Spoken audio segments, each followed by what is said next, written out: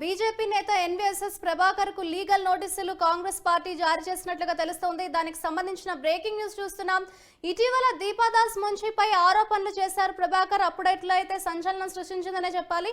ఈ నేపథ్యంలో 2 రోజుల్లో ఆరోపణలపై ఆధారాలు చూపాలంటూ కూడా కాంగ్రెస్ పార్టీ అయితే నోటీసులు జారీ చేసినట్లుగా తెలుస్తోంది.